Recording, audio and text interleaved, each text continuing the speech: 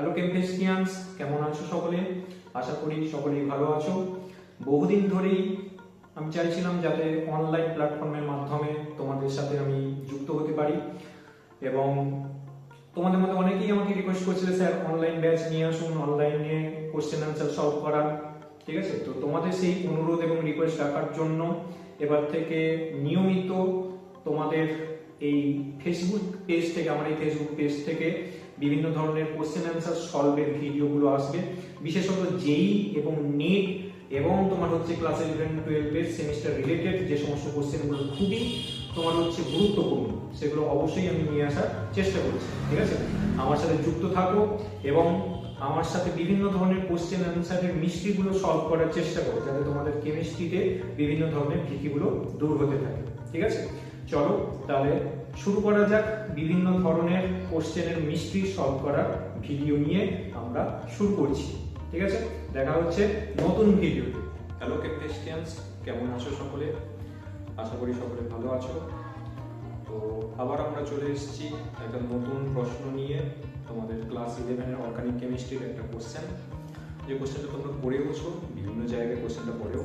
দেখো, ethyl chloride এবং vinyl ক্লোরাইডের মধ্যে কোন যৌগটিতে CCl বন্ধন দৈর্ঘ্যের মানটা সব থেকে বেশি হবে? ঠিক আছে, তো এইটা আমরা আজকে আলোচনা করি। বলা হয়েছে কি না, ethyl chloride CH3 CH2 Cl, এটা আমরা জানি ইথাইল ক্লোরাইড।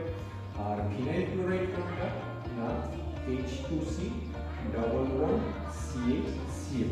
ঠিক আছে, এটা হচ্ছে ভিনাইল ক্লোরাইড আর এটা হচ্ছে তোমার ইথাইল ক্লোরাইড। তো এই দুটো যৌগের মধ্যে কোথায় এই কার্বন এবং ক্লোরিনের বন্ধন দৈর্ঘ্যটা সবথেকে বেশি হবে সেটা তোমাকে জানতে চেয়েছি। ঠিক আছে, তো এবারে একটু খেয়াল করে দেখো যে এই ভিনাইল ক্লোরাইডে ক্লোরিনের উপর যে লোন পেয়ারটা রয়েছে সেটা রেজোনেন্সে অংশগ্রহণ করে এরকম ভাবে।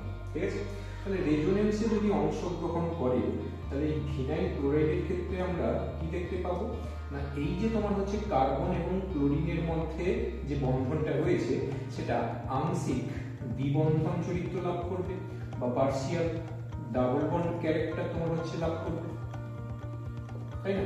কিন্তু এই ইথাইল ক্লোরাইডের ক্ষেত্রে ক্লোরিনের লোন পেয়ার থাকা সত্ত্বেও এটা কিন্তু তোমার হচ্ছে রেজোনেন্সে অংশগ্রহণ করতে পারছে না। ঠিক আছে, ফলে এই যে কার্বন ক্লোরিন বন্ডটা এটা শুধুমাত্র সিঙ্গেল বন্ড ক্যারেক্টার কিন্তু লাভ করে আছে, তাই তো? এবং আমরা ছোটবেলা থেকে পড়ে আসছি কি না, একটা সিঙ্গেল বন্ডের দৈর্ঘ্য সেটা তোমার হচ্ছে একটা ডাবল বন্ডের দৈর্ঘ্য অপেক্ষা সবসময় বেশি হয়ে থাকে। এই কারণে এই যে ইথাইল ক্লোরাইড যেটা আমরা নিয়েছি তার বন্ধন দৈর্ঘ্যটা কিন্তু তুলনামূলকভাবে বেশি।